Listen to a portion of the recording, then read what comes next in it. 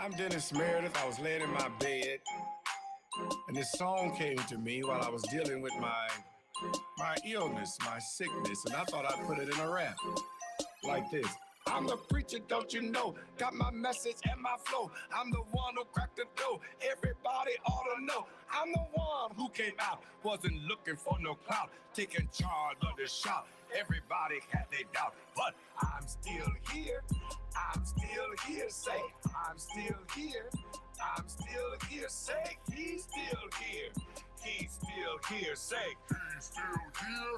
He's still here. All you witches try to hurt the message people of the church, telling lies and selling dirt, trying to keep me in the murk. So I held my head up high, kept on looking to the sky, got my power from up high. Now I'm ready, gonna fly, cause I'm still here.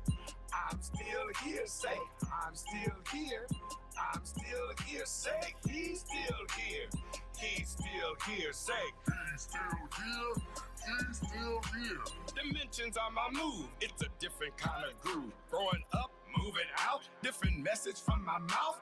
My body's in a change. My mind is the same. Nobody is to blame. This is just how it came. Cause I'm still here. I'm still here. Say, I'm still here. I'm still here. Say, he's still here. He's still here. Say, he's still here. He's still here. Doctors everywhere, the nurses doing the care. My body's trying to heal, taking all kind of pills. This chemo ain't no joke. It makes me want to smoke. I'm the preacher, don't you know? So I gotta shut the door, cause I'm still here. I'm still here. Say, I'm still here. I'm still here. Say, he's still here. He's still here. Say, he's still here. He's still here. Everybody's still here. We still here. She's still here. He's still here. We still here. Everybody's still here. Cause I'm still here. I'm still here. Say, I'm still here. I'm still here. Yes, I'm still here. Say, he's still here. He's still here. We still here. Everybody's still here. I'm the preacher, don't you know? I'm the preacher, don't you know? Got my message and my flow. Got my message and my flow. I'm the one who cracked the door. Everybody ought to know. I'm the one who came out, wasn't looking for no clout, taking charge of the shop. Everybody had their doubt, but I'm still here. I'm still here. Say, I'm still here. I'm still here. Say, he's still here. He's still here. Say, he's still here. He's still here. I'm Dennis Meredith. I was laying in my bed, and this song came to me while I was dealing with my illness, my sickness, and I thought I'd put it in a rap like this. I'm the preacher, don't you know? Got my message and my flow. I'm the one who cracked the door. Everybody ought to know. I'm the one who came out, wasn't looking for no clout, taking charge of the shop. Everybody had their doubt, but I'm still here. I'm still here. Say, I'm still here. I'm still here. Say, he's still here. He's still here. Say, he's still here. He's still here. All you witches try to hurt the message people of the church, telling lies and selling dirt, trying to keep me in the murk. So I held my head up high, kept on looking to the sky, got my power from up high. Now I'm ready, gonna fly, cause I'm still here. I'm still here. Say, I'm still here. I'm still here. Say, he's still here. He's still here. Say, he's still here. He's still here. Dimensions are my move. It's a different kind of groove. Growing up, moving out, different message from my mouth. My body's in a change. My mind is the same. Nobody is to blame. This is just how it came. Cause I'm still here. I'm still here. Say, I'm still here. I'm still here. Say, he's still here. He's still here. Say, he's still here. He's still here. Doctors everywhere, the nurses doing the care. My body's trying to heal, taking all kind of pills. This chemo ain't no joke. It makes me want to smoke. I'm the preacher, don't you know? So I gotta shut the door, cause I'm still here. I'm still here. Say, I'm still here. I'm still here. Say, he's still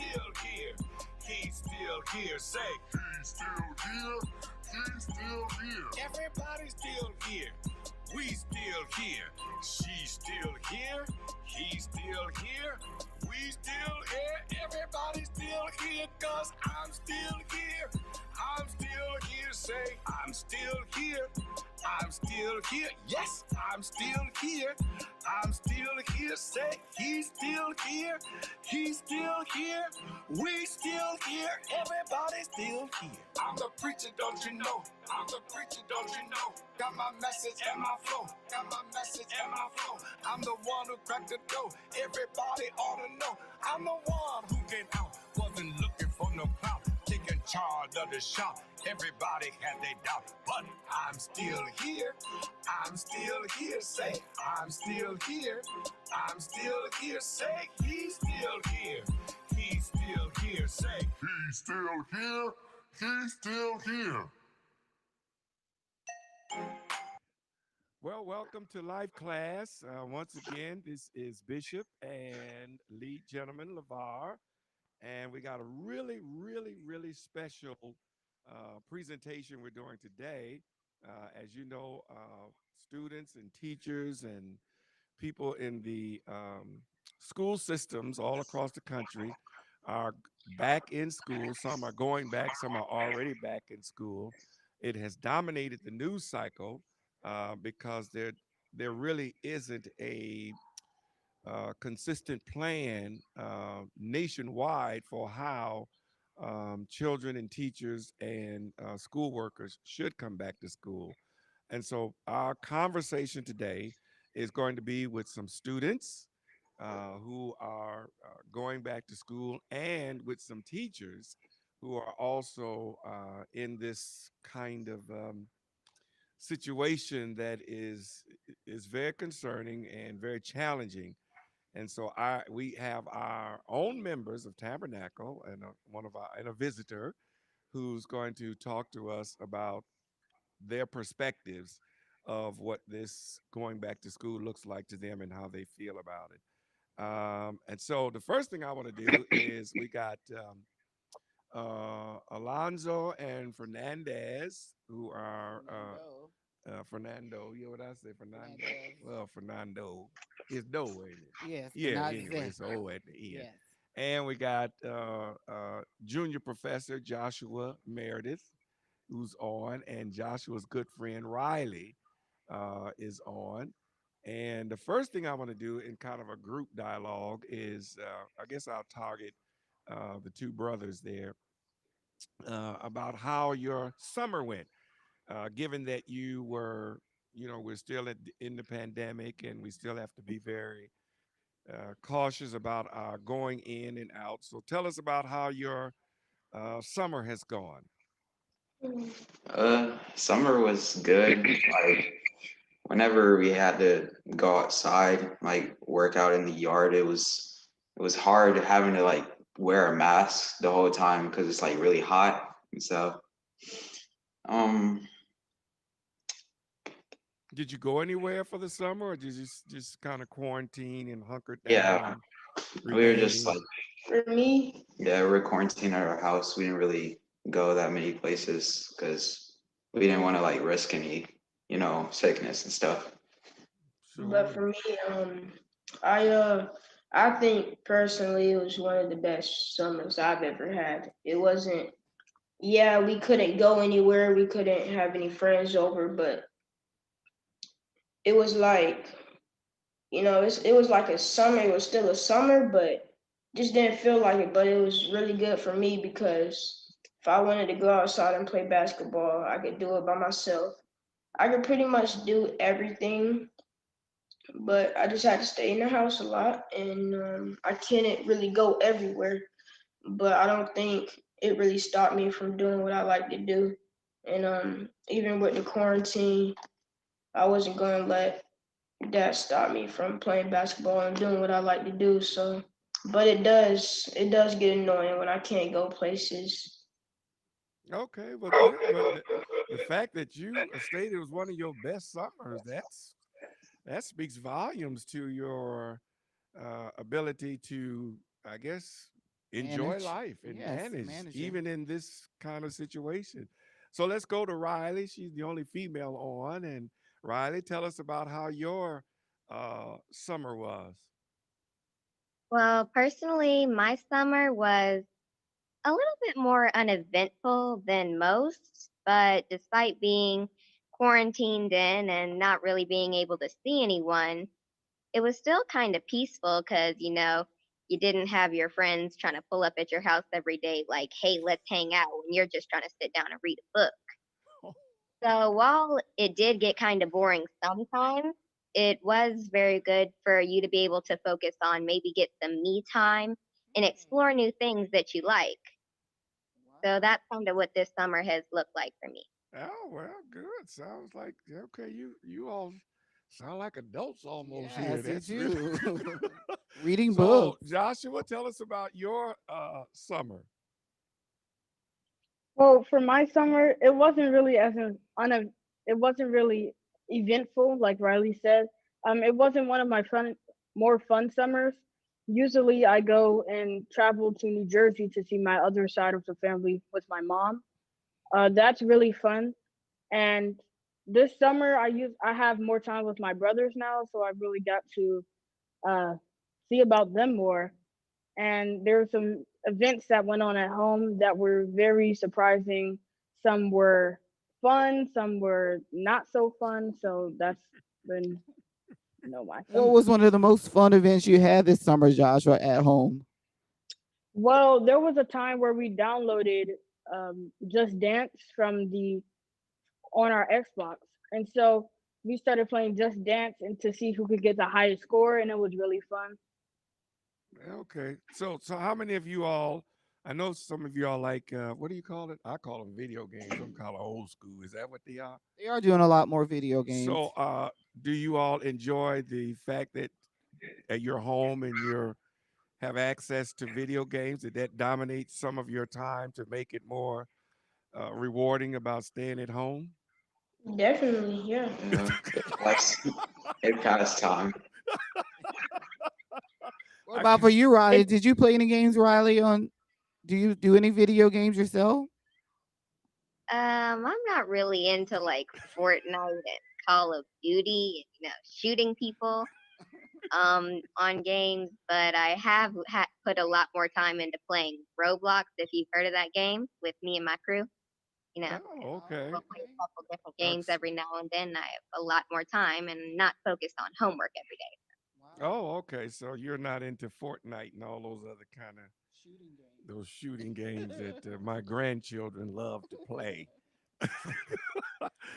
Well, thank you all for your review of your summer. That was really good. So here we are getting ready to go back to school, and as you all know, I saw a report today that Notre Dame had to stop their in classes because several students were partying off campus and contracted the virus, and we're seeing a lot of these schools go back, like that picture we saw with Paulding County schools, and how there's these outbreaks. To me, that really pose a threat to students and teachers. But from your perspective, we'll start with you, Riley.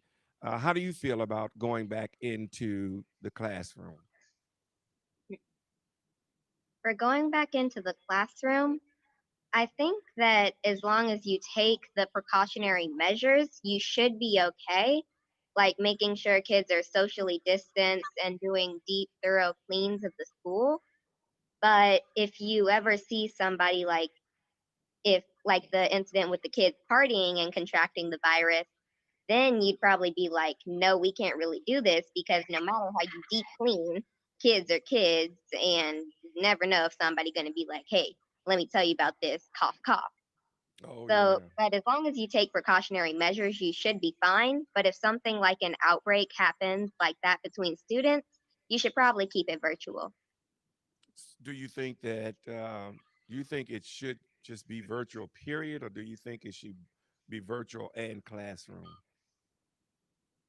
Virtual and classroom? Yeah, do you think you should do both? Some days classroom, some days virtual. I honestly don't really see the point of doing it virtual and classroom, unless you're like starting the year off virtual just to make sure stuff dies down and then you're going into the classroom. But it doesn't really make sense to be like Friday we're doing virtual and Monday we're doing classroom. Okay. If like the kids are still in the proximity of each other, just being away from one day won't do much. So I think it's probably best to stick to one or the other depending on what your school needs or the population you have. Okay. Good response. So, Fernando and Alonzo, what do you all feel about going back into the classroom or going back to school? Do you prefer to go back to school? For me, it's like I want to go to school. I can handle a little bit of virtual learning because I know that's what we're gonna have to do, but I can't. Last year, it was like, okay, I know the teachers, I can do this, but this year is gonna be a lot different because you can't really be yourself. If you don't know, the only way you can really be yourself and not be face to face is if you know the person. And I don't know any of my teachers yet. So I do think it would be a really bad idea to let everybody go back to school. That's a horrible idea. But if we go some days and then come back, that could be okay. But still, I don't like the virtual learning that much. But I know that is what we're gonna have to do because if they do bring everybody back to school, that's just a disaster waiting to happen. To be honest. Wow. Yeah. Yeah, like Riley said, I think like how my high school is doing it is we're doing the first semester virtual to let all the cases die down and like all the people, adjust because like, even if we get to go to the school now and we do like the precautionary measures like putting on masks, cleaning everything, there's still going to be people that take off their mask or not apply the rules at the school. Hmm. So yeah, we should like as much as I want to go back to the school because like I'm one of those learners where I have to like see things like right next to Oh, me or in front of me to like get it. So like listening over the computer, there's disadvantages to virtual, obviously, but it's what we're gonna have to do now before we could go back to the school. so you have to do. You're in what county? Henry County. And so Henry County is virtual for the first semester. All right. And so that means you'll have to be at home. I notice that some people, some children and students are more social and they prefer to be at school because of the social aspect. So are you okay with not being having that social connection? I'm all right with it because I know it'll benefit us later on.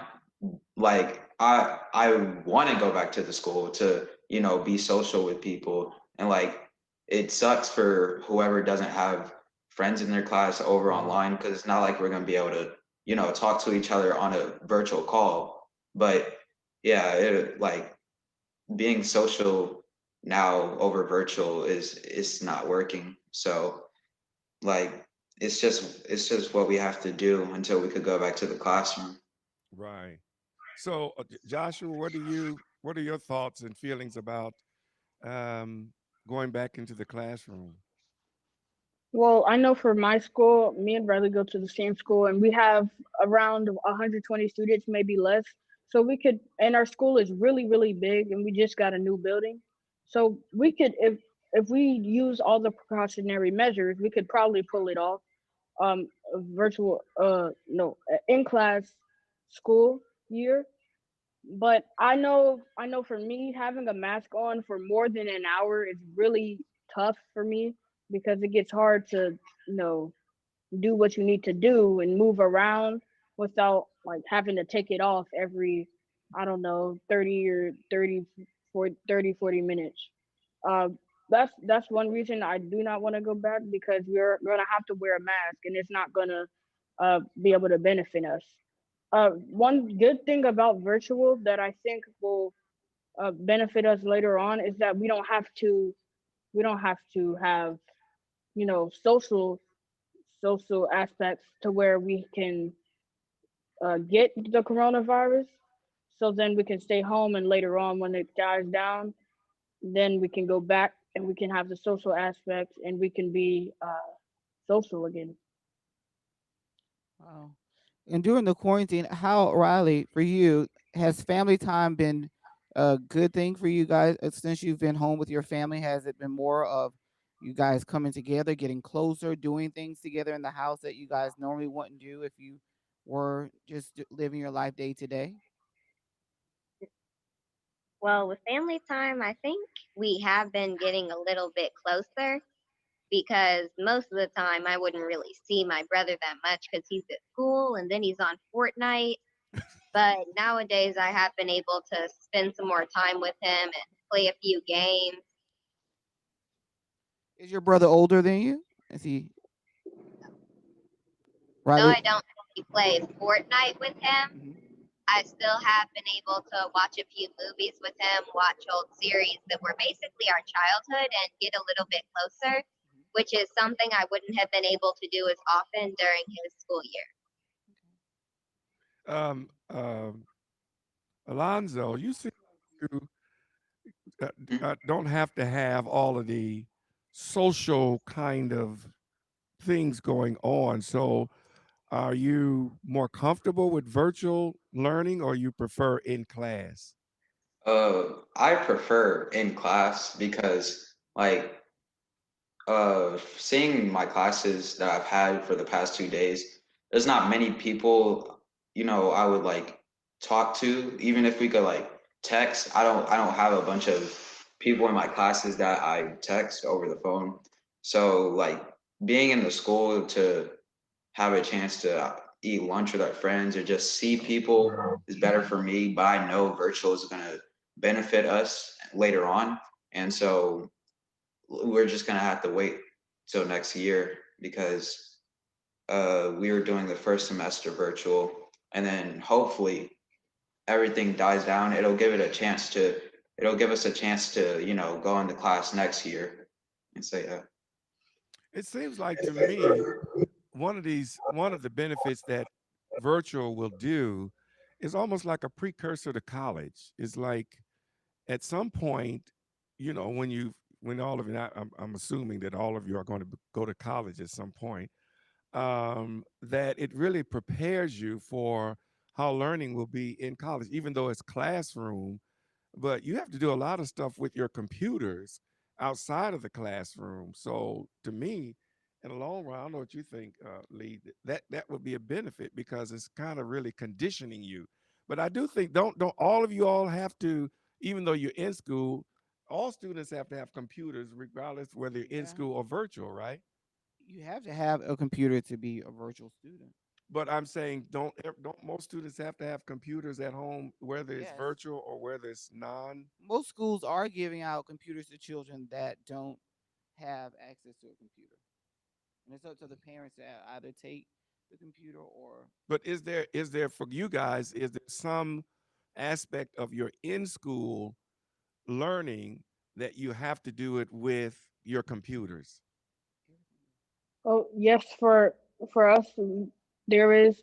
My school gave out iPads that we have to have and keep up with, so we can do our schoolwork stuff like Google Classroom, so we can get on and do our homework there virtually instead of getting passed out regular old slips that we have to write down and put them in, bring them back to school, which we can lose. But it's easier for Google Classroom because you don't have to lose it.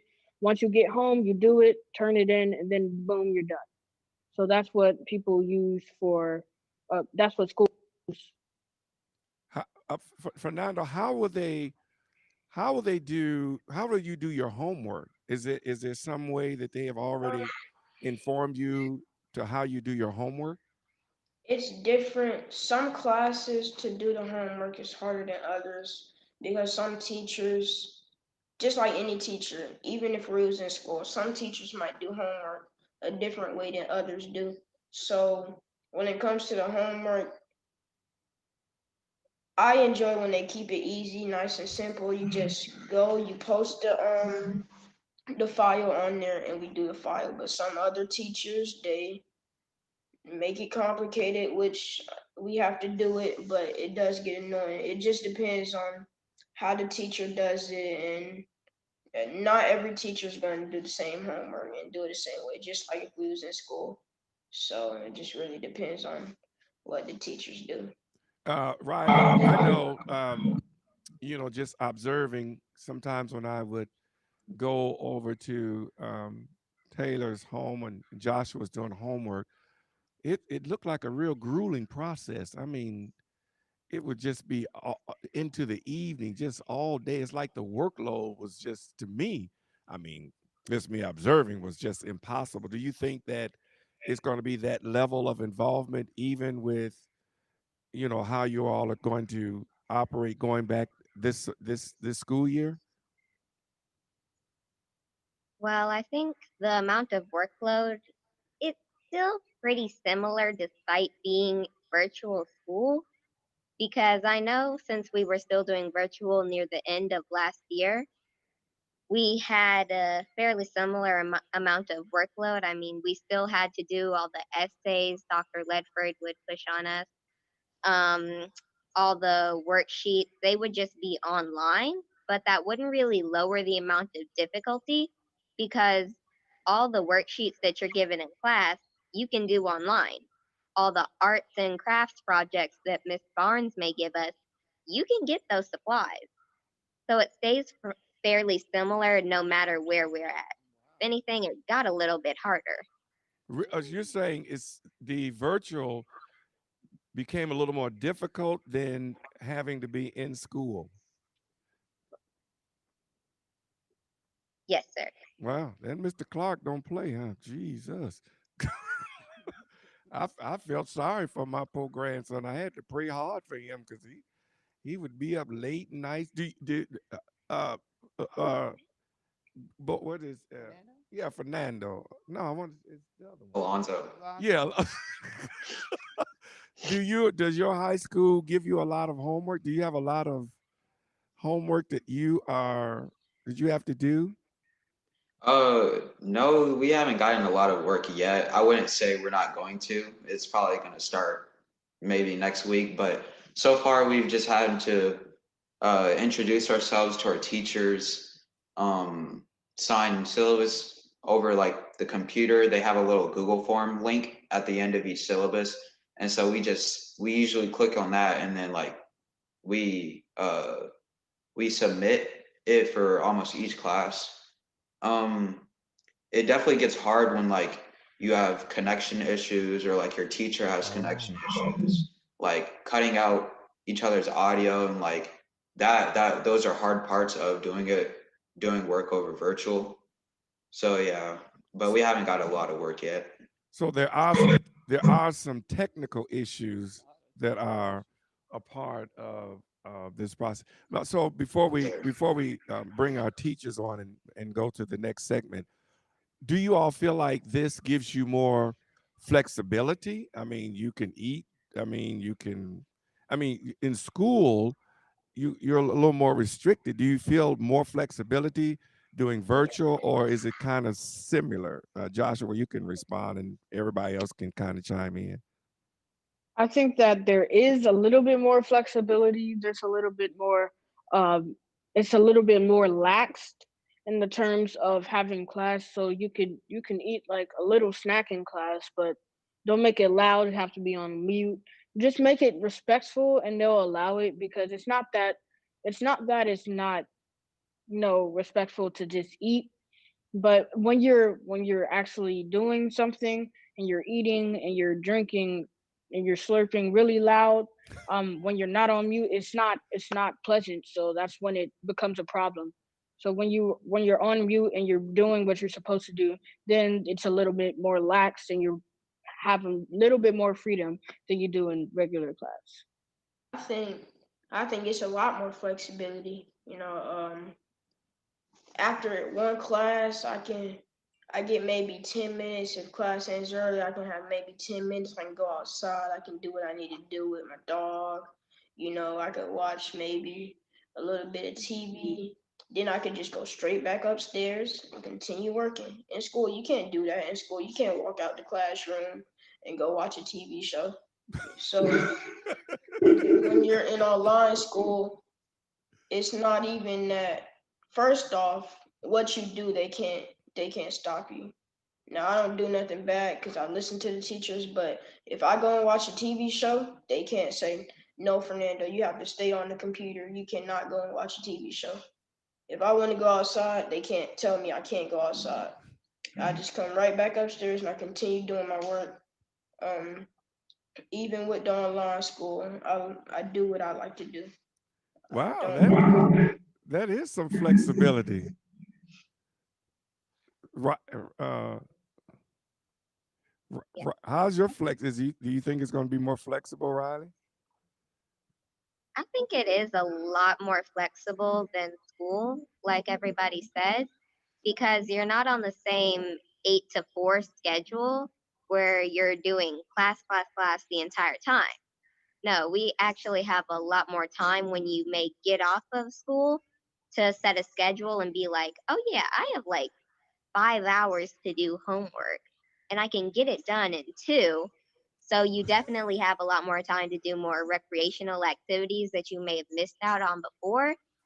And it's also great for studying time because you have a lot more time that you can spread out so you can be amply prepared.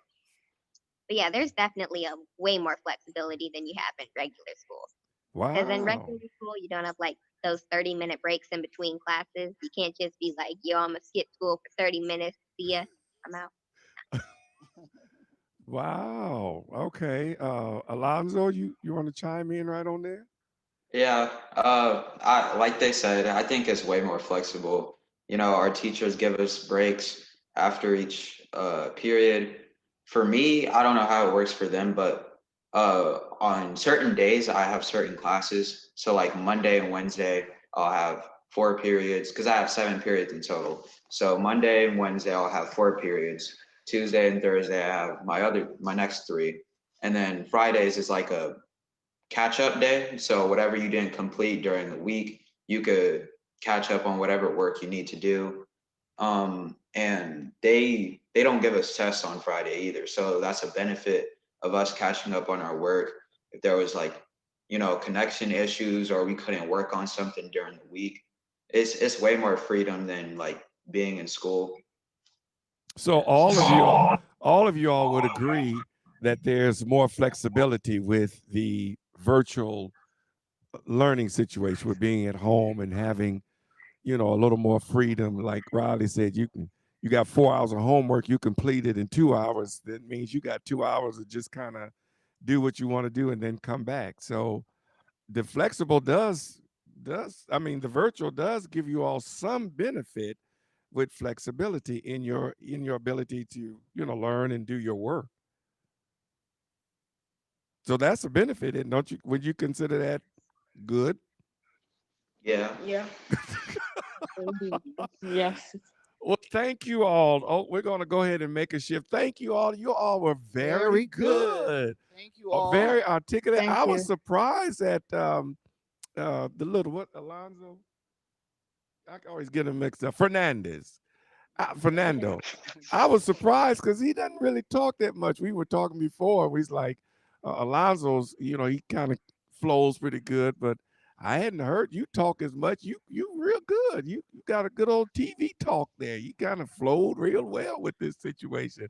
But all of you all, thank you so much. Thank you guys. We really do appreciate it. your perspectives and what you had to say. I'm sure our audience has a better understanding of what you all are going to go through with this virtual learning, as well as how you have young people have coped with COVID-19 during this pandemic. So again, thank you all, and thanks to your parents for allowing you all to be here and to do that.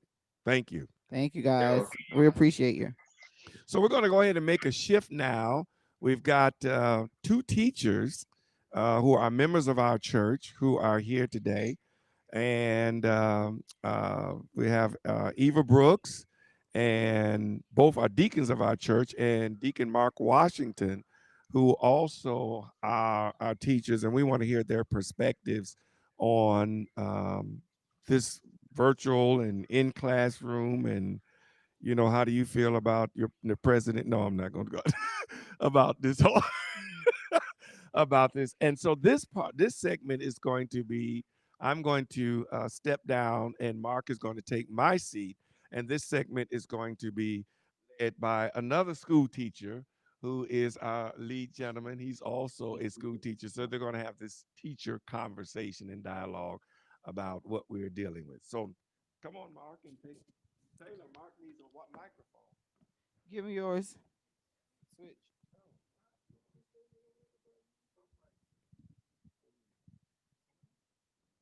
Mark, let us switch. Well, we're so happy to have Eva with us and also Mr. Mark Washington. So, how are you guys feeling about this virtual situation that that you all are under? Because as of right now, I'm in retirement for a while. So, how do you feel, Mark? Well, let's start with Eva. How do you feel about the virtual situation? Because I heard you doing some virtual and some in class. So We tell us how are, that's. my school has gone back in. We've been back in now for 2 weeks. We are doing virtual and in-class learning. We have, they call them cohorts. So each class they split the class in half.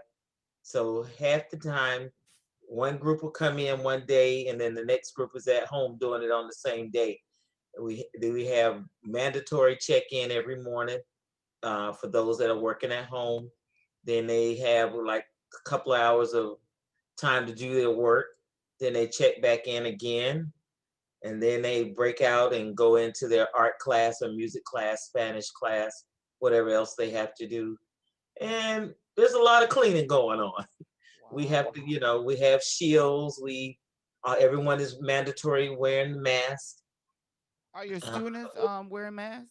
all students are wearing Wow. masks. The only ones that are not wearing masks are the toddlers, because my school starts with toddlers up through 8th grade, but everyone is required to wear a mask.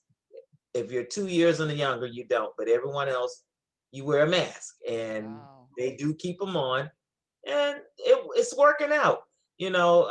Socially distances. We have shields between the kids. Um, we take temperatures every morning. We have to ask the COVID questions. Where if you go to any doctor's office or wherever you go now, they ask those same questions, and those are asked of us. And even all the staff has to take their temp, have to ask the questions to them. So, Are and you guys everybody's staying allowing in are you guys place. allowing drop offs for the parents to actually drop off in the room, or is it in the lobby area that they drop the kids off and they bring them to the We class? No, our assistants take the kids out of the cars. They Okay. meet Everybody in the car has to have their temperature taken, and then they gather the children and escort them in. We have like 3 drop-off spots: one for the toddler area, one for the primary area, and the lower elementary, upper elementary, and middle school. They're dropped off, and then plus we have staggered times, so that the line is not all the way up Long Island Drive. So Uh, we do that too, because if they all came at the same time, then we would have a real bad car problem. But it's working out. We're working on having a QVC code where they'll have it on their phone, so they won't have to physically stand and ask each car, "Did you do this?" and all of this, is everything well. You'll scan on your phone, and then when you drive in, all they have to do is take your temp. and all this sounds beautiful for all the people that are watching today. The reason why all this sounds beautiful that Eva is saying is because she is a part of a Montessori school and she's not a part of the public school system. So they have a So, lot more flexibility and a lot more they have control. things in control. So that's why it's being controlled. So if you're saying where in the world does she go to school at? Is it in Fulton County? It's a Montessori school, and they have a lot of control with what they're doing with their children at that particular school. Yes, So Mr. it is. Mark, so Mr. Mark, tell us what's going with you. You're in the public school sector, so you're not going to get all that she does. So you're getting, as of now, what are you getting and what are you doing Okay, with the students? I am presently working at the Howard Building, the David T. Howard Building, and that school. This is the first year it will be open. It used to be a high school in Atlanta, the school where Dr. Martin Luther King attended. We have 1,100 students. I believe they pumped $52 million in to refurbish the building. So Emin Middle moved from Emin, and now we're at the Howard T. That the Howard Building, and it's a beautiful site. Today we actually passed out computers, devices to seventh grade students. With the 1,100 students that we have, the kids, they have days that they're coming to pick up their materials. I would like to go back and pivot on what Bishop was saying. I think we started the session off by saying, how do we feel about going back? And I'm going to go back to what Bishop said earlier when he was talking about Notre Dame and talking about North Carolina, even here in North Georgia, we have college students who have set bad examples, and they are technically grown up. So I'm not sure how, certain school districts, of course not, on Deacon Eva's school, that's a smaller level, but I'm not sure how they would expect or have higher expectations for kids in Atlanta public schools and these other school districts. We can't get college students to follow these rules that we have in place. But as a teacher, 27 years in this, I'm excited. I'm very excited. When I saw the kids today, they're excited. And even though we're going back virtually for the first 9 weeks in Atlanta Public Schools, we're very, very excited. And we have to make it happen. We have to make it happen. And I do have a genuine concern, of course, with our students of color, and a genuine concern, of course, with students and parents and guardians of children that attend Tabernacle. We want to make sure that our kids have what they need in order to make it and be successful. So is with you guys doing virtual, is it like a Zoom where you can see all of the children? Because I know that some classes are not allowed, some schools are just doing the virtual, but they don't necessarily have all the kids on at one time. So for you, Eva, at your school, is it when you guys are doing the virtual, is it all the kids in that particular class, or is just a virtual teaching?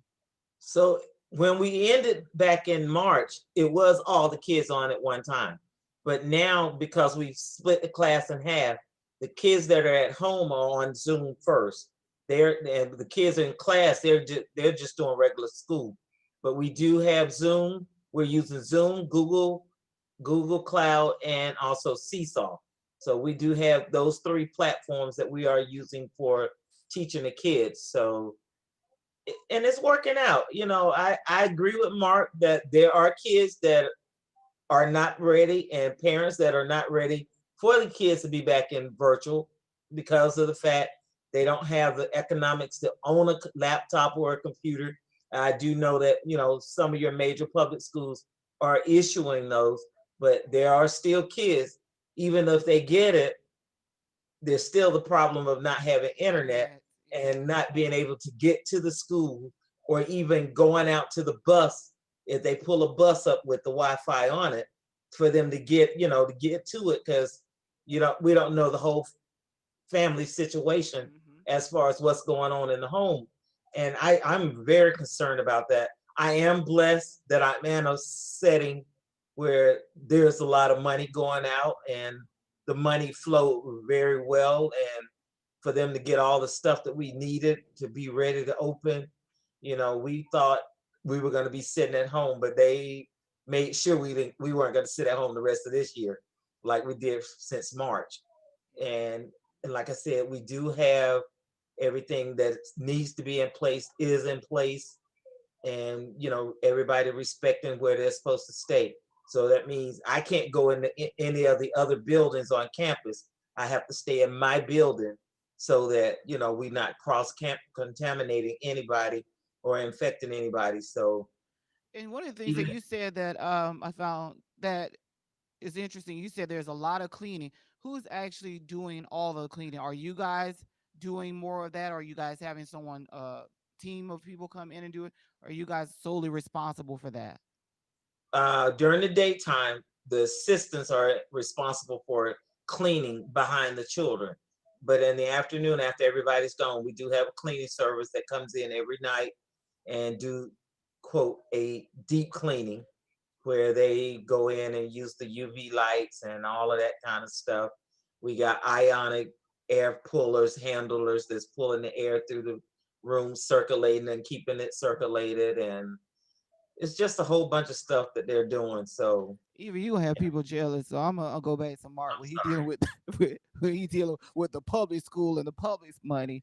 Uh, Well, first of all, when she spoke about not having, I know Atlanta Public Schools, they gave students hotspots, the ones who were unable to have internet at home. I'm here today because I could not get my internet in my building, in my entire building, no internet. So we're going to use the word grace. I think as educators, we have to be grateful with our yeah, students, the same compassion that we want our administrators to have on us. Every meeting I did today after I passed out computers, I was home. I had to get on the telephone or go out the building. I had to walk. I called Chick-fil-A. I couldn't go to Starbucks. Our students are going to meet these same challenges. So the grace that my administrators gave me, we have to extend that to these students, and we have to have compassion for these students who don't have what they need, and do the best that we can in order to make sure that they have what they need. But very important that we don't. In my school, we have 1,100 kids, and even when I went to the building this week, I saw people cleaning and doing stuff. But I'm to that extent, I'm not sure about the cleaning. I don't even look forward to going back into the building, with students with 1,100 kids no time soon. And in that building, even though it's new, I have 30 desks in my classroom. There is no way you can put those desks 6 feet apart. It's not going to happen. and your specialty, your age group is what? I teach middle school, seventh Middle school, grade. 7th grade, and that's been your specialty for years, or because I know All you 27 years I've taught social studies. for 7. 27 years. Wow, Yep. wow. But this is a new school year for you at a new school. Well, technically 27 years I've been at 2 schools. One school in West Palm Beach, Florida, and then Emmett Middle, which moved to Howard. So technically 2 schools. Yeah. Yeah. Yeah. Wow. Well, I always joke that I'm semi-retired, and I worked for Georgia Pre-K for all the years I've been here in Atlanta, and I'm at home with Bishop now, and I get a lot of phone calls from my peers because this year they have passed where some schools are doing virtual Pre-K, which God bless anybody that thinks that's going to work, because that is a lot to try to manage a 4-year-old in front of a computer to sit down and go over alphabets and things like that. But then there are also parents that have extended themselves to actually allowing their children to go in person. So they do have some in person. So if I know a lot of parents were looking for childcare that for Georgia Pre-K, there are some in person pre-Ks out there. So if you want your child to go in person, that is a personal decision that you would have to make, but they are available out there for you in the state of Georgia to allow your child to go in person. But Mark, for you and Eva, you can chime in too as well. For you guys, is it more important to now stay? Because I know you're in it already, Eva. So with Mark, with you, is for you being in a public school setting, is it better just to stay with the 9 weeks before you guys even worry about trying to bring anybody in this facility? I believe it's playing it by ear. Right now, Bishop wanted to almost take us there. There is no plan in place. There is no plan in place. I'm 50 years old, and I love my students, and we don't want students to take it back to their families. But I'm too close to retirement to be sick. We have to use a little bit of common sense. And I like the way the Atlanta Public Schools played it. That we're playing it by ear. 9 weeks out, and we take it from there. I mean, we have examples with Cherokee County, Paulding County, where these young people are going to school and they're shutting the classrooms down. And I told Bishop earlier today, I said, if we lose one child's life from this virus in a school setting, that's shameful to any adult. We always err on the side of caution and love. And this is very interesting because we have also a lot of our HBCUs that can't afford to not have school, and they're not the only ones, because I have one of my closest girlfriends has a son at Kennesaw State University, and I also have a close friend that they waited until her daughters, they both go to Valdosta State. They waited until they got their housing. The day they got their housing and everything, they told them after they got the money for the housing, they said, "Oh, we're all going virtual." How do I know that we are not in that field, but how do you guys feel about putting those? Because just like Bishop said at Notre Dame, the irresponsible side of the kids going out partying, doing things. Because I know my niece was supposed to go back to Alabama State this semester, and that turned into a doozy. And she just recently told me that a lot of kids were going on campus because I started to see a lot of a few church members' kids that are at Alabama State this year.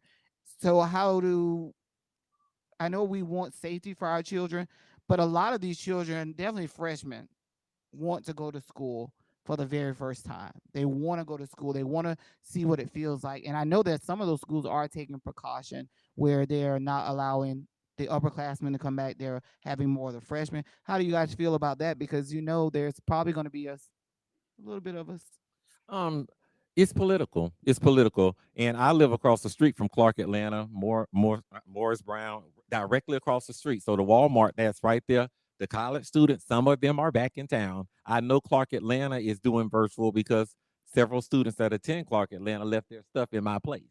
You know, several students that go to my church down in West Palm Beach, you know, they had to pack their stuff up and get out in March. They gave them like a week to get up and get out. So, you know, I let them keep their stuff there. So they let me know that they won't be back until January.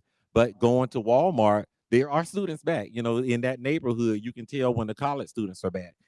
So, I mean, it's a choice. It's a choice that people are making, you know, just to be in Atlanta. Some students probably just couldn't wait, you know, to get back to Atlanta. So, I mean, it's a choice, but evidently we have college students who are making wrong choices when we decide to have parties with thousands of people drinking and no mask, no social distancing.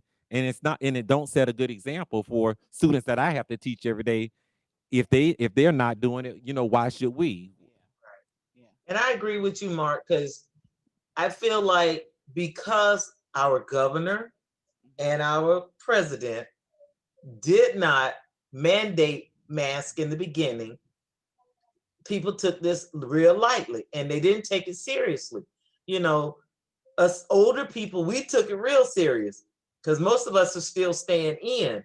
Like I said, if I didn't have to go back to work, I would still be sitting at home doing virtual learning as well. But that, you know, it was either go back to work or, you know, not. And I only have 2 more years to work because I'm ready to retire. And I want to make every bit of my 2 years. So I retire, I'm not going to have to go and find me a job at Walmart. I want to make sure I get it all when I get it. But that's half the problem because we in Georgia did not take it seriously. And I remember when Ariel was talking, she said when she goes to other states that they are taking this more seriously than we are. And that's kind of scary to think, you know, and I mean, I see more people now if I have to go to the Walmart because they said it was mandatory that you come in their stores with masks on, you're seeing it. But there's still a lot of people walking around with no mask or walking down with it, their nose hanging out. And I'm like, what's the purpose? I mean, I understand you can't breathe without it, but you're saving yourself and the person next to you because you never know. Because a lot of people has not been tested and, you know, for whatever reason, don't get tested, and that's fine too. But I think to err on the side of being safe, I think wearing masks is the best thing there is. I've invested in a whole bunch of them now that I have to wear one every day. I know you have to have one for each of your outfits, right? That's right, There honey. you go. Yes. So, Mark, with you have LeVar, I brought a couple of things. I wanted to make sure that we gave the members of Tabernacle, the adult members, the grandmothers, aunts, uncles who are raising these kids and sending them to school every day. I wanted to make sure that they just had a little. I got like 4 tidbits of information that will help them along the way. Roadblocks that I see that parents run into with us doing the virtual learning. The first thing I have on my list is to make sure that your contact information is updated. When we did virtual learning back in March, you know, we had kids, parents that we could not contact. If you change your telephone number 2 or 3 times or you move your address and we're trying to contact you and let you know that your son or your daughter's not doing the work, we can't get you. That's one of the major issues. And then another issue is like, even with your address, it's your responsibility to contact whatever school that your son or daughter attend to let them know that you have moved. whenever they send mail to you and it is returned to the school in Atlanta Public Schools, a social worker automatically get that and they assume that you're in school out of district. All right, so the first tidbit is just make sure that you update your contact information and that they have numbers where they can reach you to let you know when something is going wrong. The second thing is that brain breaks. So one of the students that was on earlier kind of alluded to that, that, you know, when the students are online all day, they gave us 3 weeks for Atlanta Public Schools to get ready for the kids to come back. The first week, I was having headaches and my eyes were hurting from the screen time. And the kids, basically, where I'm going with this is that they need what we call brain breaks. They take 15-minute breaks to walk the dog, to shoot some hoops, to do whatever they do in 15 minutes to relax their mind and get ready for their next class. Very simple. Give them a break. The third thing is a planner. I have a planner. A good example, students that go to Grady High School, they have 8 classes. That means that when they go to Grady, just like at Deacon Eva's school, they're going to have a Google Classroom. They're going to have a Zoom. Some of them have Edgenuity accounts, and they have different ones for each class. So a high school student could very well have 24 different accounts that they have to log into. With my meetings in the last 3 weeks, I'm trying to figure out where am I supposed to be, what time am I supposed to be there. It's never too early to get your son or daughter or you a planner so that if you're trying to plan for 3 kids, that's a lot. You know, you got to figure out where they have to be and make sure what time they have to get up. So that's something, making sure that they have a planner. And then next thing, only 2 things left. One is resources. I think at Tabernacle, I think that the teachers that we have here, I think we have what we need in the house.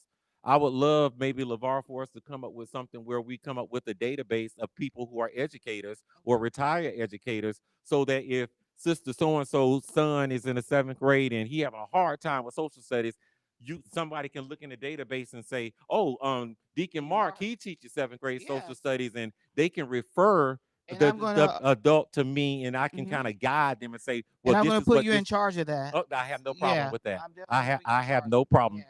Put it up so everybody Yes. know. Deacon Mark is going to be responsible for any teachers that are in the education field here at Tabernacle. So you can contact him through via, let's start off with Facebook Mark.Washington or or Facebook is fine. Facebook first, and then he can give you guys the information that he wants you to have. So that parents, it's nothing more frustrating than a parent saying, I don't know how to do this math. You know, I don't know how to do this. We didn't do this in school. And for them to be able to say, well, Deacon Mark, you know, who on attend Tabernacle, teach this grade level, and we can at least get them on the phone and push them in the right direction. And the last thing I just wanted to mention was pods. So this has been something big in the news where um some students and parents get together and they create what's called learning pods. So if there are 4, 5, 7th graders in my neighborhood, they might all come over to my house today for learning. Some of them might have the same classes. I feed them lunch and they stay there and they go through the school day. Wow. They get the social emotional piece in. A lot of kids who don't have family members in their home or brothers and sisters, a lot of these kids are lonely, so they create these learning pods where they go from house to house, and if a tutor is needed, oftentimes they chip in together to get a tutor to help the group. So that's just something to throw out to maybe find people in the neighborhood or kids that's the same age as your kid and find ways to, I'm going to fix lunch for all 4 kids. And today they're over to my house, and then the next day they might be somewhere else. But it's just an idea to kick around, and kids, they learn together and build off of each other. So, and that is a very interesting concept as well. And I know that for a lot of parents in general are having the hardest time with having their own children. That, as an educator, as a person that is around children, you see that a lot now. So as us as educators, how do you actually, because I think that there is a time everybody's using this term reset, and a lot of people are not in the field of education, but don't you think parenting is a part of the reset too, where you actually have to spend more time with your birth child, your child, to know? Because a lot of parents, I noticed too, that you will never know what your child doesn't know unless you work with them. So if you're not working ever with your child, because you send them off to school for 8 hours and you don't work, like Riley said earlier, you're pretty much there and you're stuck in that zone. But when you get home, it's important. So how do you guys feel about parenting during the quarantine and learning and understanding what your child does and does not know? Well, me personally, I believe that a lot of parents got to find out. Well, first of all, most parents know their children. I know where she going with this. Most, That's why I set it most, up. most people, that's one reason they get rid of them for eight hours and leave them at school because they don't want to be bothered with them. Yes. But this time they were kind of forced into it, and now they can understand where a teacher is coming from when they really say your child needs some help, and sometimes it's more help than they can handle, and they do need that extra help. I believe that it brought some families closer together. And I believe now when they do get their kids back into the system in school, in school learning, they'll be more apt to run over there and say, okay, I'm here to help with my child because I know what you're going through. You know, don't just give me $100 at the end of the year and say, thank you for watching my child. But, you know, I want you to know that, oh, I realize my child does need some help and they get the help they need. And I wanted to mention again, that goes back to the learning part. After watching the convention last night, one of the news reporters said they were talking about school and the kids going back, and he said, I don't care where they go and what they learn, but they need to get out the house. And I think that a lot of adults, you know, it's been 6 months. Students have since we got out of school in Atlanta Public Schools on March the 13th. It's been 6 months. Those kids have been home. So I think that a lot of parents do need a break. I can see y'all on Facebook nodding. I think a lot of parents do need breaks. So, you know, when you think of this concept of a learning pod and, you know, maybe, you know, I might do Monday, Wednesday, Friday, and you do Tuesday and Thursday, it allows that time for that break for, you know, mom or dad to just, you know, okay, they're out of the house, there's some time, you know, to myself. It's been 6 months. That's a long time. And a lot of what we do is unprecedented. This is unprecedented for schools, for kids to be out of school for 6 months at home in the house. Parents want them out of the house, go somewhere, you know, to a safe place, of course. A safe place, of course. Well, yeah, that's been one of the things that a lot of the parents that I've spoken with is like they enjoy having the children there, but they still want. So you do have to put your children now on an active routine. You have to put them on the thing. I think now is a great time to teach a lot of children some self health skills, help skills that they don't necessarily know. Because you know, there's a funny video out there where this mom is teaching. She's walking her family through the house because the kids don't ever put the top back on the toothpaste and they don't flush the toilet sometimes. This is a great time to teach your children some of those skills that they're going to need later on in life. So don't take everything as it's a bad thing or you don't know what to do. There are things that you can do with your children. Be creative with these children at home. Be very creative. There's baking lessons. There's things that you can do with your child while you have them out. And you can actually go outside. Don't just send them outside. You can go outside and actually play with them and see things that they might take you outside and you see bugs and do things like that. There are things that you guys can do with your children to bond with them during this time and not just wait for school to come back up because God knows none of us know when school is actually going to be back in full swing. I mean, we just don't know that as of right now. So we have about 2 more minutes. Is there anything you guys want to share before we have to come to the end of this beautiful program? I just want to end just saying, you know, again, I love the world, but my focus is on Tabernacle and people that I deal with every day. And you know, as a church family, we need to come together and make sure that our young people, the young people that we have at Tabernacle, are looked after and that their needs are being met. And so, whatever needs to be done, you know, we need to come together and make sure. This is a confusing time. People are confusing. I know some grandmothers or aunts and uncles, you know, they don't have that technology skill base in order to help them get on the computer. But be vigilant and, you know, check on the students, make sure on your children, make sure that they're doing the work. And you know, one thing that you might want to add that, you know, as being a school teacher, in a run of a week, I might collect 5 assignments from each student, but I might only put 2 in the grade book. So, you know, if you have a son or a daughter that's struggling, it's nothing wrong with you asking the teacher, you know, or telling the teacher they're going to do all of the work, but could you let me know which 2 assignments are going to be input into the grade book so that you can hone in on those 2 assignments and make sure that they're getting their work turned in. That's just another tidbit. Help. Miss Eva? For me, because I'm in a different kind of setting, we don't grade our children. We do make sure that they're hitting all the milestones. And it's really important that they do kind of hook up and see somebody, even if they see them from a socially distanced area, but at least try to, they got that one good friend that they can always say, hey, I want to come by and just drive by and wave at you. I know for the first 3 months of this quarantine, I wouldn't even go see my mom. I'm just calling her on the phone. But now that I try to go see her every Sunday now, and she has really enjoyed being, seeing somebody, because she was at home by herself. Her friends would bring groceries. My nephew would take her groceries and stuff, and I try to talk to her every day on the phone. But it's something about that we need to be close to that human person and just to see them. And so and the kids are the same way. They are not getting the socializing that they used to when they're at school, and they could be the most popular one or the one the one somebody's picking on.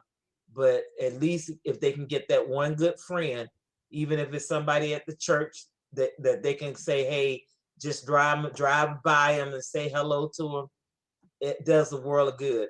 And I do understand our parents do need a break.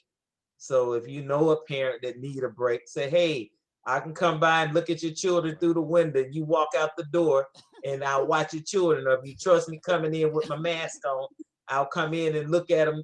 And I ain't gonna touch them now. I'm gonna look at them, but But they I ain't got to gonna stay their distance. That's Yes. good stuff. That's good stuff. I want to take this time out to thank Mark Washington and Deacon Eva Brooks for your insight on education tonight. And we look forward to seeing you guys again on next Tuesday. This has been a wonderful class. So good night, everyone. We'll see you guys again on next Tuesday. Thank you all. Good night. Good night.